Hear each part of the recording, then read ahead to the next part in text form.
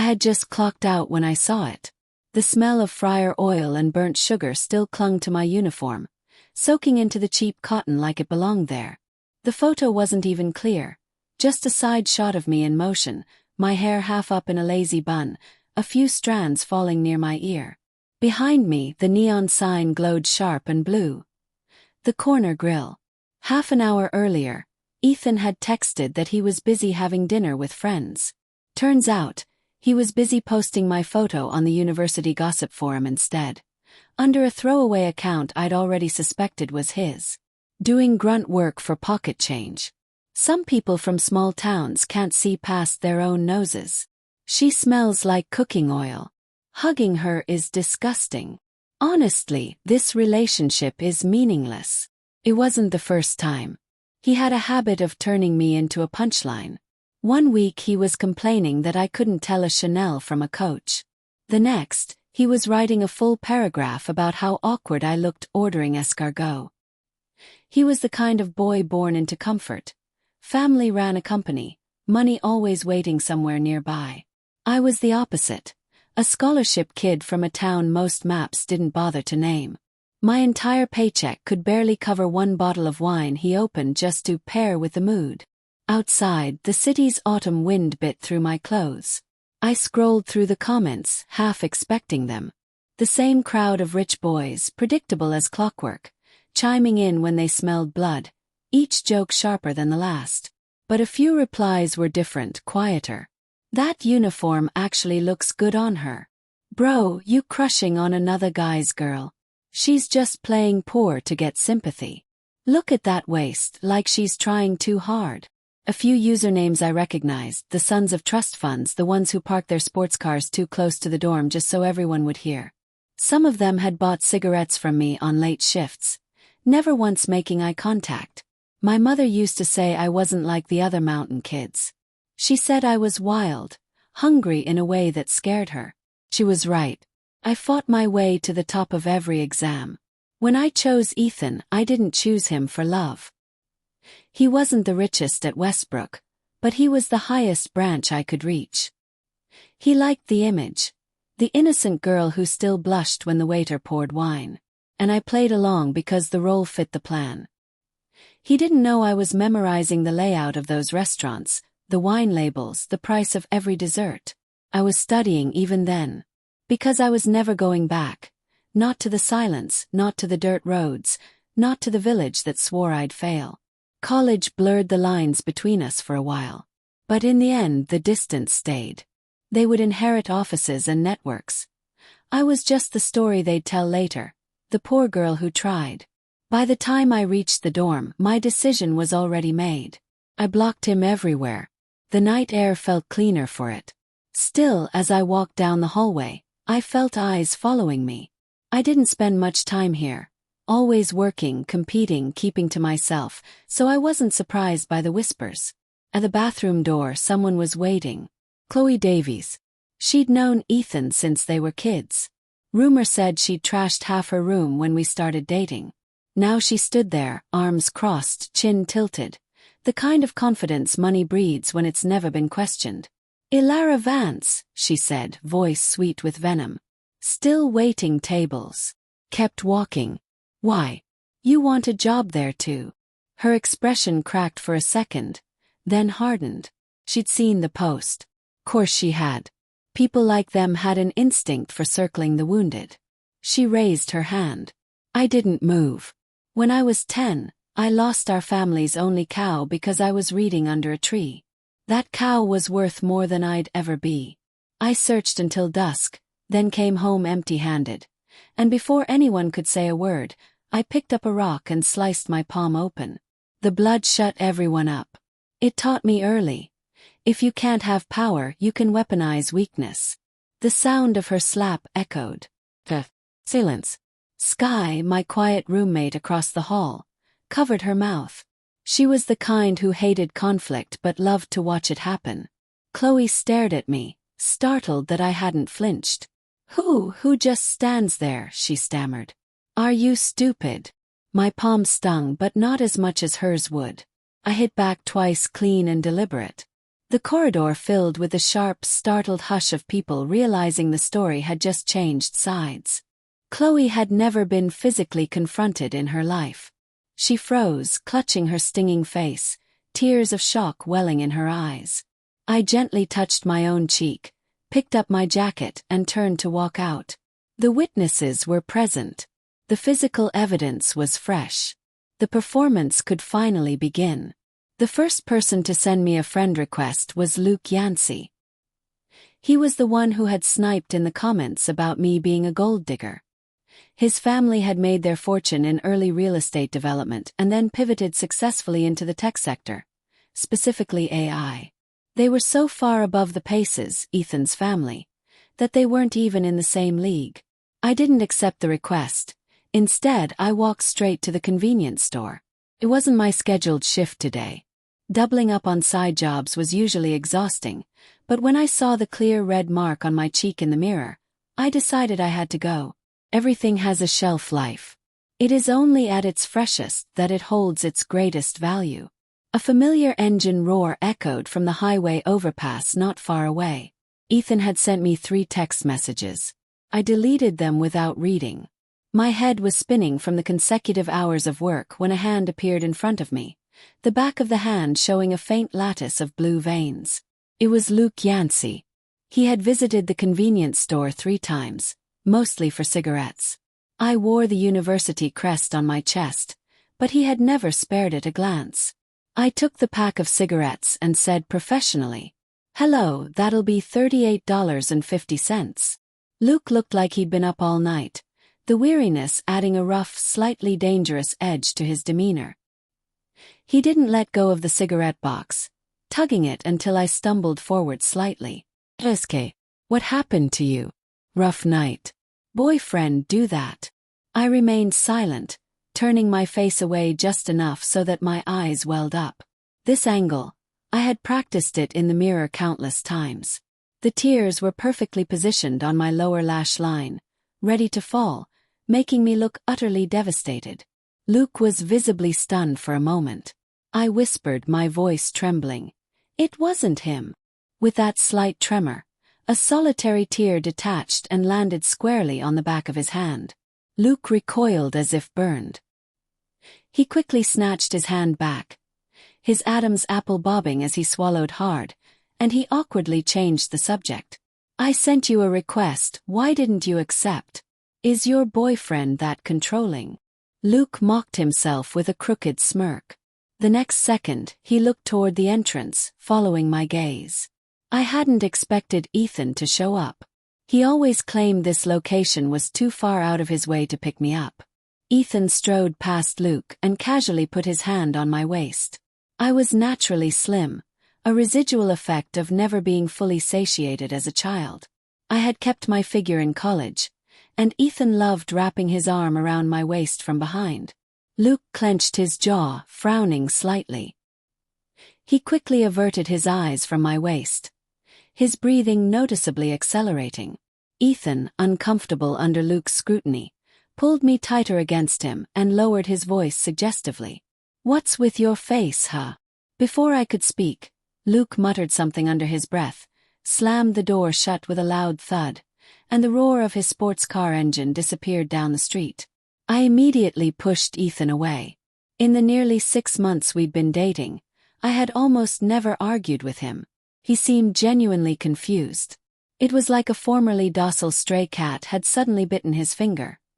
He assumed the feigned anger was just part of a flirtatious game. "Elara, why did you block me? And why are you making such a mess of yourself?"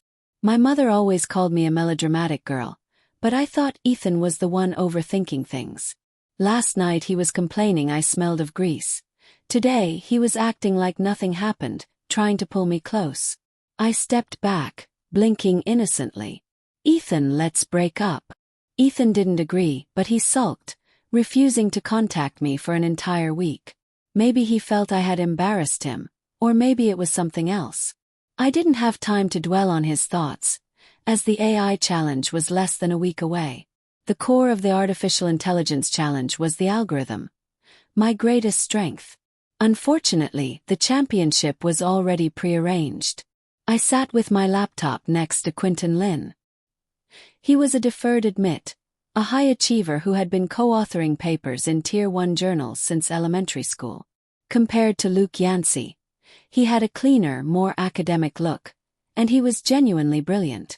Too bad he wanted to have his cake and eat it too. I wasn't interested. Oh, excuse me, my bad. Coffee spilled down the edge of the table and dripped onto the floor. Quinton frowned, his face a mask of annoyance. The Lin family had just lost a major bidding war to the Yancey family, so his mood was already sour. But his excellent education prevented him from cursing. He half knelt, meticulously blotting the coffee with napkins. However, when he looked up, he stopped short. I subtly shifted my leg, concealing my laptop screen. Mr. Lin, is your laptop okay? Quinton shook his head slightly, his thumb lightly stroking the edge of the device. It's fine, just needs a reboot. Not that fragile. Are you prepping for the competition? To maintain confidentiality, the list of contestants was only announced on the day of the event. Everything was subject to change before the opening ceremony. I tucked a strand of hair behind my ear and smiled faintly, looking down. I wouldn't dare. I'll only try when I can catch up to the tail end of your work, Mr. Lin. Quinton didn't suspect a thing. He had grown up accustomed to universal praise and getting whatever he wanted. He leaned closer, his eyes constantly trying to dart toward my screen. I pushed the laptop away and stood up. You keep working. I need to use the restroom. The library restroom was on the second floor. As I stepped out, I collided with someone. Luke, wearing a limited edition windbreaker, stared at me with an unamused expression. Give me your phone. I took a step to the side. Luke took a long stride forward. Or you accept me right here. In the past few days, Luke had sent friend requests multiple times. I had pretended not to see them. Luke was not used to being snubbed. I looked up at him timidly. Is something wrong? You can tell me now. Luke was clearly at his limit. He pulled up the anonymous post with my diner photo and shoved the screen in front of my face. Your boyfriend talks about you like that online, and you haven't broken up yet? Even though I had seen the picture countless times, I expertly let my eyes redden. It's none of your business. I tried to escape, but Luke grabbed my arm and roughly pulled me into his chest. Tisk, why don't you get it? One hand locked my wrist. The other settled on my waist, right over my coat. I struggled but couldn't get free. He only held me tighter. What are you doing? People are watching. Luke's Adam's apple bobbed as he looked down at me.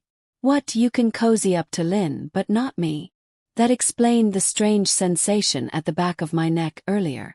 I pushed against his shoulders. Mr. Lin and I were discussing academics. What is there to discuss with you? The hallway was busy, and several people were already looking our way. Luke didn't seem to care. People like him got whatever they wanted. Crushing on another man's girlfriend was a minor inconvenience at best. Student loan debt, 2 part-time jobs at the convenience store and the grill, plus the occasional coding gig. You're very short on cash, aren't you? I happen to have some. In fact, I have a lot. His words were persuasive but not enough. Luke handed me a gold-embossed business card. I'll give you this house. Will you come? On the way back to the dorm, I accepted Lucian Yancey's friend request. At the same moment, another friend request popped up. When I went to the restroom, Quinton Lin had made a clean copy of my code. He had pretended to be discussing the project, asking a few non-essential questions. Lucian Yancey, meanwhile, simply sent me a time and location for a meeting. I ignored Luke's message and logged into the university's internal message board. Ethan still didn't realize I'd found his anonymous account, and he'd been updating it frequently over the last few days. It was just pictures of his extravagant lifestyle, punctuated by drunk rants. The comments section was, as usual, full of questions about me. I don't know if he was drinking too much, but at 3 a.m. yesterday, Ethan had a 20-comment argument with someone. That's my girlfriend, what's it to you? You dog. Obsessing over another man's girl every day is sick. I scrolled to the end of the thread. Just as I was about to rest, I received a message from Ethan. Have you made enough of a fuss? My birthday is next weekend, you haven't forgotten, have you? Ethan was an only child. Though his family's wealth was far below the Yanceys, he was spoiled, and these words represented a serious concession from him. I had never celebrated my own birthday, and I didn't care about Ethan's. But if I wasn't mistaken, someone else's birthday was also approaching. Luke Yancey's uncle, Lucian Yancey. On the first day of university, he had given the keynote speech as the corporate representative. His suit was immaculate, exuding a sense of mature composure. He was also the investor for the AI challenge. Winning the competition meant an internship opportunity at Deep Copper AI. I got up, opened my laptop, and forwarded the business card Luke gave me to the competition organizer's email address. As the competition neared, Quinton Lin started regularly inviting me to the library. A well-meaning person posted a photo of us on the message board, and Luke immediately exploded. Didn't I tell you to stay away from Lin? I can't wait until the end of the month. Think carefully and come find me this weekend. Did you hear me? Or I'll go trash the diner where you work. I forwarded all these messages via email. But before I could hear back from Lucian Yancey, I ran into Ethan at the corner grill while waiting tables. He was dining with a few friends in a private room on the third floor, his face already flushed with wine. I addressed the table coolly. Hello, all the dishes have been served. Please enjoy. Ethan had a low tolerance for alcohol. He often got drunk late at night and called me to pick him up. I usually treated his drunken ramblings as white noise to stay awake during my late shifts. Ethan's eyes were fixed on me with a raw, exposed stare, and his friends watched me with varying expressions. The wine was flowing freely. As I turned to leave, a hot hand grabbed my wrist. Ethan looked up, his eyes bloodshot, his voice trembling. Is it only Lin you see now? Your boyfriend is right here, can't you see me? He was the one who posted my degradation online, and he was the one holding me fast in front of his friends. What Ethan wanted I couldn't guess. If he wanted a conventional girlfriend, Chloe would have been overjoyed to step in. I talked to your roommate. Chloe was the one who started it that day. I'll make her apologize to you. Chloe had moved out of the dorm immediately after that incident, reportedly after a heated argument with the residential advisor.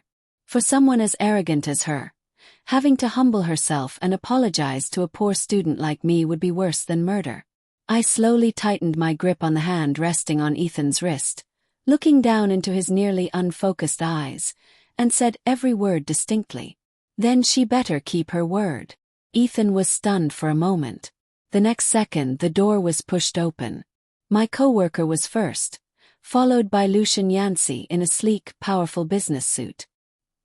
He was tall, and his custom-tailored suit emphasized his broad shoulders and narrow waist. His eyes, naturally commanding, quickly scanned the private room, finally stopping on me. Are you Elara Vance? Under the intense scrutiny of everyone in the room, Lucian Yancey simply beckoned me over. Among a room full of wide-eyed university students, he was clearly a person of higher standing, accustomed to giving orders. Ethan rubbed his face, opening his mouth to call me back, but Lucian's gaze made him instinctively shrink back. My mother used to say that everything is fate, that some people are born above all others. But look, even those born above all others are divided into ranks. At the very peak of the pyramid, someone is always sitting there. In the penthouse private dining room, Lucian casually tossed a bright gold enamel cufflink onto the table and glanced at me. I received the email. 2 minutes. Tell me what you want. With Luke's father long gone, Lucian had grown used to untangling his nephew's messy affairs. People sent him pregnancy tests all the time. I was probably the first to send a house deed. I shifted my gaze from the sparkling cufflink and met his eyes. I want to enter the competition. Excuse me. Lucian's hand paused midair. His eyes narrowed slightly, as if he had just heard something unbelievable. I lowered my eyes, my voice trembling faintly. I've prepared for this competition for a long time. I can't accept the house. Once there was a financial tie to the investor, everything would become complicated. Lucian's movements were deliberate, slow. Have you thought this through? The total prize is only $200,000. Yancey is generous. The value of that house far exceeds that amount. Of course I knew that. A 300-square-meter detached villa in the city center. Something I could never buy in a lifetime of work. Unfortunately, my greed ran deeper than Lucian Yancey could ever imagine. What I wanted was much more. I tightened my grip on the edge of my apron, my gaze steady. Yes, I only want to enter the competition. A flicker of emotion, quickly masked, passed through Lucian Yancey's eyes. During a summer job, I befriended a local woman. While we squatted in the shade at lunchtime, eating steamed buns and drinking water, she suddenly laughed, pointing at the billboard across the street. On the large screen, news of the death of the Yancey family's eldest son, and the succession of the second son, Lucian, to Deep Copper AI, played on a loop. I held him when he was little, she said. He was adopted from outside. It was a euphemism, meaning he was illegitimate.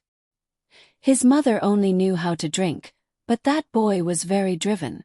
He used to sit under the streetlight by himself doing his homework. Everyone said if the village could ever produce a college student, it would be him. Everyone has their fate. That child suffered enough, but he not only went to university. He was brought back into the family. Look at him now. The first time I saw Lucian Yancey's eyes on that screen, I knew we were the same kind of person. Now his past had been scrubbed clean by the media. It was as if only a high-born background and a flawless history were worthy of his success. Lucian nodded. I understand. I'll handle the matter with Luke. I pulled at the corner of my apron and backed toward the door. Thank you, Mr. Yancey. The wooden door creaked. Lucian's voice stopped me. The person who was holding you in the private room, if necessary, I can deal with him for you too. I had never heard anyone describe Lucian Yancey as sentimental or helpful. I turned my back to him and let my smile fade. My boyfriend's issues are none of your concern. Luke Yancey was grounded, confined to the very mansion he'd planned to give me. I heard he was on a hunger strike. Quinton Lin had copied my code, and his invitations to the library became increasingly rare. At last I had a rare moment of peace, locked in the dorm, focused on preparing for the competition. Chloe Davies had made a few scenes on campus, but after Ethan reprimanded her, she fell silent. The dorm was usually just me and Janice Shea. She mostly slept behind her curtain. I was fine-tuning my code when the door suddenly slammed open. Chloe stood there, furious, still wearing the small evening dress from the night before. Elara Vance, what kind of voodoo did you put on Ethan? Janice stirred awake, peeking out from behind her curtain. I closed my laptop and twirled my pen, watching Chloe. Last night had been Ethan's birthday. He loved throwing parties, and this year was no exception. He'd messaged me repeatedly in the days leading up to it, and sometime after midnight, he went on a rampage, deleting all his posts. Chloe clutched a handful of her hair. Didn't you two break up? Why is he acting like a lunatic? My parents were at the party. When they merely suggested we try dating, he went ballistic and threw all the gifts into the pool. I don't need face, but my parents do. He wasn't like this before. Are you pulling the strings behind the scenes? In our relationship, Ethan had always seen himself as the superior one. If he wasn't interested, he discarded me. If he was, he'd toss me a few trinkets to placate me. He probably didn't love me much, but he couldn't stand seeing me near someone like Lucian Yancey. I set down the pen, stepped closer, and let my fingertips brush the red marks on her face. Chloe swallowed hard, watching me warily. I am warning you. If you dare touch me again, I won't let you get away with it. I opened my palm, wrapped it around her neck, and slowly tightened my grip. Janice's hesitant voice from behind quickly vanished. Chloe grabbed my wrist with both hands, eyes wide with terror. A pretend lunatic fears a real one, and I was the one who genuinely dared to use force. I ask you answer. Understand? She shook her head instinctively, then frantically nodded. Was I at the birthday party last night? Did I stop you and Ethan from being together? Do your parents' reputations have anything to do with me? I was nearly invisible in the dorm. The last time I fought back, Chloe had been terrified. Now, I frightened her into silence. She just kept shaking her head. I pushed her against the door, released her, and flexed my wrist. Chloe gasped for breath, crouching on the floor, clutching her head. The last time you hit me, Ethan said you'd apologize. I haven't received it yet. Chloe staggered to her feet, hugging her head. I'm sorry. I picked up my bag and walked past her, just as she had once walked past me without a glance when I stood beside Ethan. Luke Yancey was still under house arrest in the villa he'd once meant to give me. Even his phone had been confiscated. The guard at the gate was the same man I'd seen the day Lucian Yancey came to the diner looking for me. He stretched out an arm, blocking my path. Miss Vance, I'm sorry, but I have to ask you to leave. Luke Yancey heard the noise and poked his head out through the door, looking annoyed. My uncle said he'll let me out in 2 days. Is a schoolmate visiting me not allowed? Elara Vance, come in. I nodded at the guard and stepped inside, pulled by Luke's hand. He eyed the takeaway box I was holding, one brow raised. Did you buy this specially for me? I'd passed by the diner where I worked and casually packed some leftovers. Before I could answer, Luke snatched the box and began devouring the food. God knows how long he'd been starving himself. I don't know where my uncle got the news. If I find out who snitched, I swear I'll kill him. I, the snitch, sat across from him and calmly picked him a piece of meat. After muttering his curses, Luke looked up, guilt flickering in his tone. Why'd you come today? I heard you broke up with that Pace guy. I didn't know how the news spread so fast. Luke furtively scooted closer, eyes bright. So you're done with him? Is it my turn now? If his friends heard him say that, they'd mock him for years. But he said it with a straight face. Maybe being grounded had driven him half crazy. Why aren't you saying anything? Is that Lynn guy still bothering you? I rested my chin in my hand and studied him. I'm registering for the competition tomorrow. Are you going to watch? Luke froze. For a moment, genuine confusion crossed his face. The one my uncle is hosting. I might still be. He couldn't finish the sentence. He wasn't allowed out tomorrow. Before coming, I had asked Lucian Yancey directly. He must have just finished a meeting. His reply came almost instantly. He has 3 more days of grounding. You just focus on preparing for the competition. I let my expression fall, clutching the corner of my skirt. It's fine. It'd be inconvenient for you to show up anyway. You eat.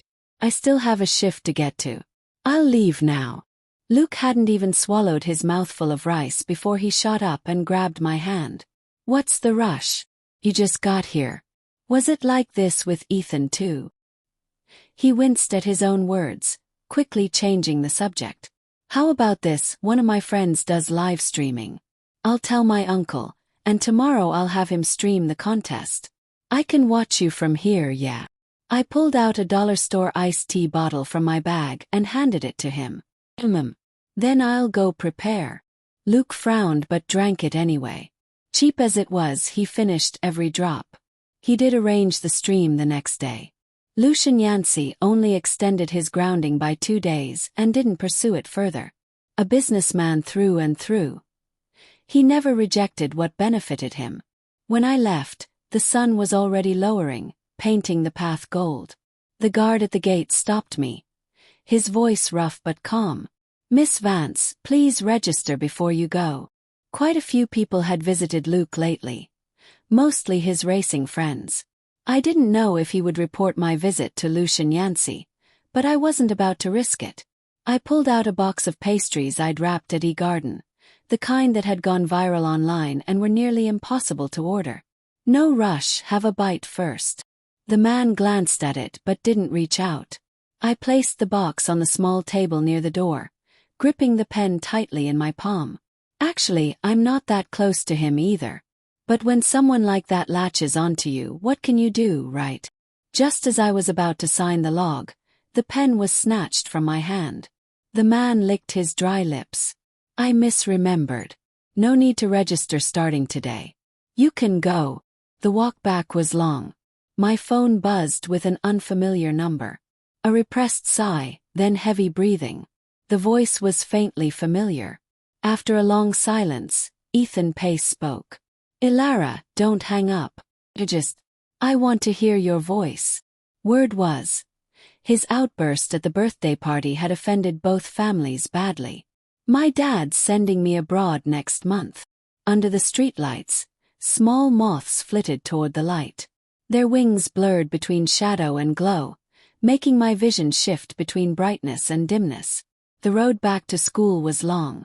Ethan had never walked me home, too busy drinking, laughing, flirting, only reaching for me when he needed something. The streetlight stretched my shadow thin and long. Ethan's voice trembled, desperate.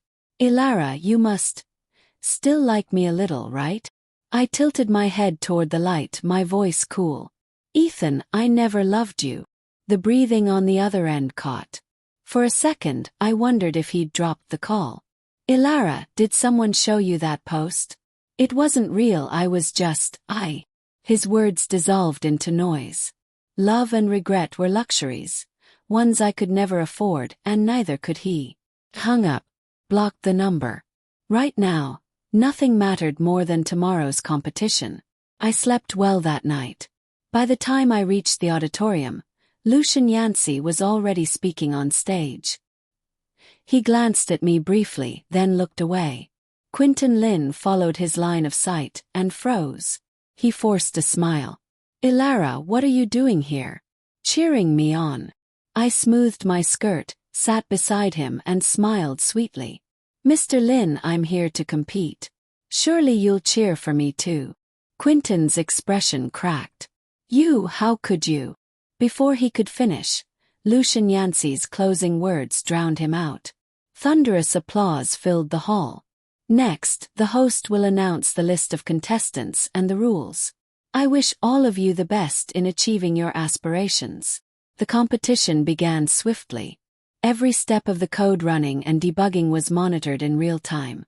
Throughout it all, Quinton Lin never had the chance to say another word to me. By the time debugging finally ended, it was already 5 p.m. Staff were calculating the final scores inside the auditorium, while we waited outside the door. Luke Yancey had bombarded me with messages. I was about to reply with a meaningless emoji when Quinton Lin put away his phone and walked straight toward me. His face was pale, his voice unsteady. Elara, I really didn't expect you to come. I tilted my head slightly, my tone light. Don't say that, Mr. Lin. You'll make it sound like you submitted my project for the competition. Both of Quinton's parents were professors. Every honor he ever wanted had been neatly arranged for him. The long nights of effort from countless people were reduced to mere dust under his resume, achievements devoured by pedigree. The one opportunity he had to prove himself, the internship at Deep Copper AI. He decided to win by trampling over me. I took a step forward, lifted my chin, and looked him straight in the eye. You wouldn't do something that shameless, would you, Mr. Lin? His fingers clenched around his phone. The faint creak that followed sounded like the groan of an old violin left too long in the dark, brittle, discordant. Contestants, please enter the hall and take your assigned seats. The clear voice echoed down the corridor. I patted his shoulder. Come on, Mr. Lin. They're about to announce the results. Isn't this the part you like best?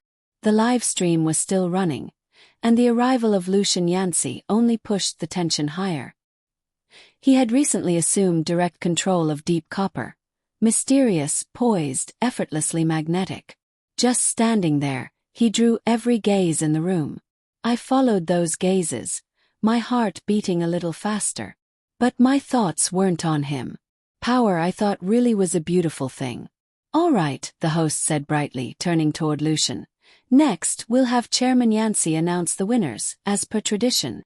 Lucian adjusted the cuff of his sleeve, preparing to rise. But before he could stand, Quinton Lin abruptly spoke. I have something to say. I was plagiarized.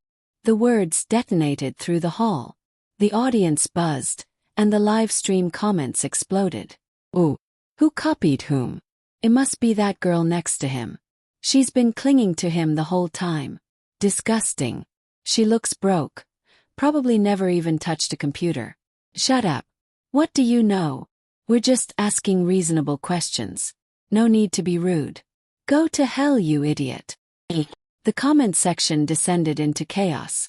Lucian slowly rotated his cufflink, his voice low and cutting. You're saying you were plagiarized?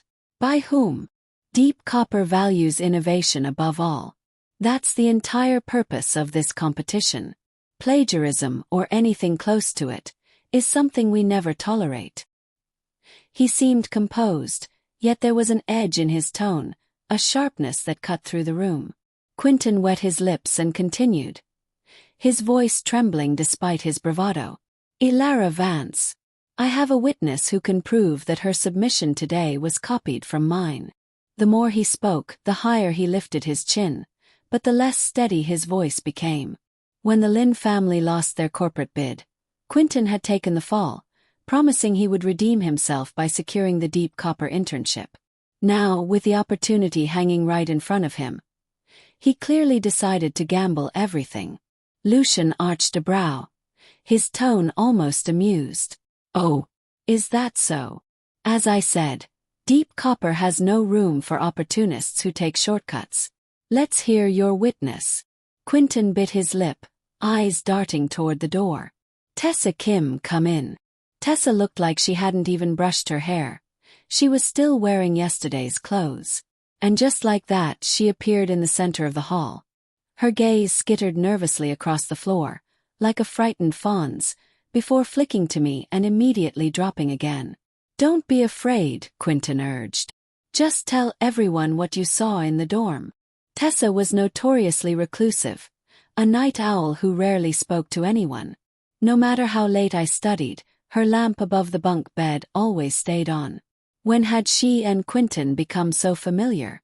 And in this little stage play, what part was she supposed to play? Would she accuse me of copying Quinton's code? Or claim I threatened someone else? I found myself strangely a little curious. Lucian didn't seem to expect a witness to actually appear. His voice carried easily through the hall. If you know the truth, speak. Every word you say will be investigated. No one will be let off lightly. He emphasized the last words, and everyone knew what that meant. Lucian Yancey was known for many things. Leniency wasn't one of them. Tessa burst into tears almost immediately. I'm sorry, Mr. Lin, I can't do this. I can't say it, I'm scared. I don't want the professor's recommendation anymore. I don't want anything anymore. Her words came out tangled, incoherent, but everyone understood. Before security could move, Tessa turned and fled the hall. Only Quinton Lin remained standing, frozen in place. The livestream comment feed was a torrent of chaos. Luke Yancey's phone lit up non-stop with calls. I ignored all of it, my gaze locked on Quinton. His face had gone white, beads of sweat forming at his temple. The host, flustered, double-checked the scorecards and finally stammered. Mr. Yancey, we verified. There are no duplicate entries. None at all. Quinton's clenched fist trembled. What did you say? Lucian shot me a brief, knowing glance. If that's the case, let's proceed with the awards. The room fell silent. I lowered my head slightly, then raised my hand high. I have something to add. Reporters who thought they'd already missed the headlines scrambled to lift their cameras. I accuse Quinton Lin of plagiarism. His project is copied from my coursework 6 months ago. Lucian had already stepped onto the podium. He didn't look up, only played absently with the microphone, a faint smile curving his lips. You have no proof. How dare you accuse me? I leaned back in my chair, arms folded, watching Quinton Lin lose composure. You really tore through my computer and didn't notice the 3 hidden cameras? My voice was calm, unhurried. Every move you made in the library. I recorded all of it. I tilted my head slightly, eyes cold. Would you like to see the behind-the-scenes footage? Whatever you want to see, I have it. From the very first day I let him approach me, I had prepared for this moment. When the surveillance footage appeared on the massive screen, Quinton's shoulders collapsed. Every defense, every excuse turned to silence. The live-stream chat exploded. No way. Quinton wouldn't do something like that. Didn't he get a direct recommendation to grad school? How could he? Guess we finally know how he got that spot. Ha! Serves him right. Everyone, come to my channel for the full story. The noise spread fast, but Lucian didn't look the least bit rattled. He adjusted his cue card and spoke evenly into the mic, his tone steady beneath the chaos. The winner of this year's Youth Innovator Cup, he paused deliberately, eyes locking on me, is Elara Vance. Thunderous applause. The world's sound faded. Lucian personally placed the medal around my neck. His fingers, calloused, firm, brushed against the ribbon, lingering for a second too long. The mic on his collar had been switched off. His voice was low, meant only for me. Nice camera angle. I accepted the internship pass from his hand, lips curling faintly. Thank you for the compliment, Mr. Yancey. He was about to speak again, but the press swarmed in, shutters clicking like gunfire. After the scandal with Professor Lin's son, one wave of reporters had already left, only for another to flood back in. Mr. Yancey, one photo with our champion, please. I stepped closer beside him, slipped something small into his palm, and whispered so softly only he could hear. Happy birthday, Mr. Yancey. He froze.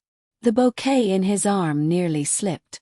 It was a refrigerator magnet, a tiny streetlight, from a cheap online shop, $5.80. I'd glued it together with superglue after the joint came loose. But somehow when he opened it he went completely still. Not pretty enough.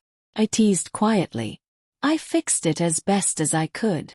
When the hall finally emptied, Lucian told his secretary he was heading to the rooftop for a smoke.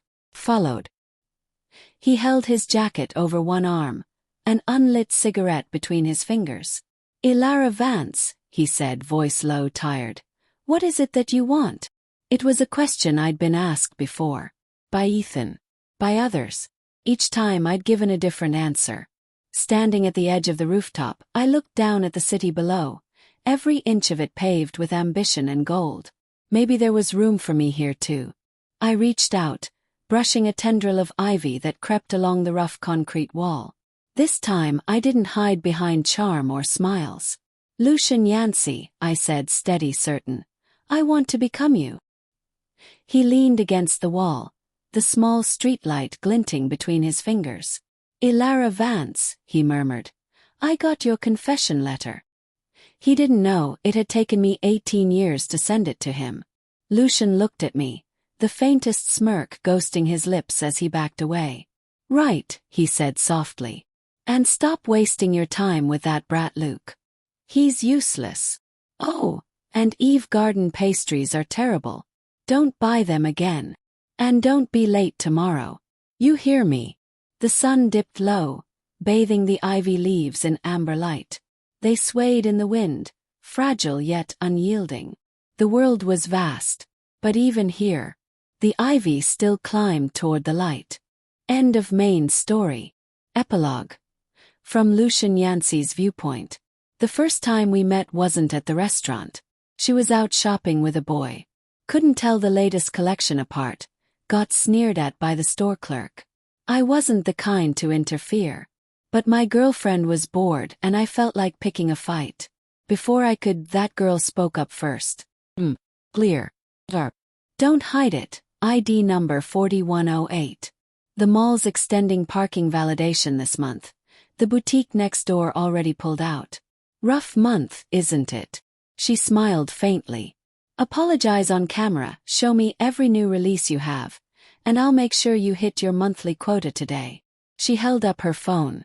Oh, and no, I wasn't using it as a mirror. I've got all the proof you need. I found myself smiling before I realized it. Even after she walked off, I stood there for half an hour, cigarette ashes piling at my feet. That night I wrote in my notes, thinking about another man's girlfriend is immoral, even in silence. When I thought I'd long forgotten her, Luke accidentally forwarded me her photo from a recruitment post. Her hair was tied up, posture steady and proud, eyes bright with determination. I flew back to the country the next day.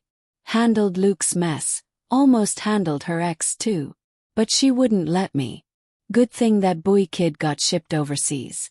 Best decision humanity's made this century. Elara Vance fooled me. On the surface, she was tangled up with Luke. In truth, she was playing both of us. I stared at the pastry box from Eve Garden and ate it anyway. Terrible. I still finished it. All night I tried to figure out what she really wanted. The next day she stood under the lights, calm, fearless. And I knew. When I asked her what she wanted, she said, "To become you." I was stupid enough to think she meant love. But Elara never wanted me. She wanted power. She's like Ivy. Never tired, never satisfied, always climbing. She calls herself a parasite clinging to powerful men. But the truth is, I'm just a gilded tree she happened to climb. And she'll grow tall enough to touch the sky.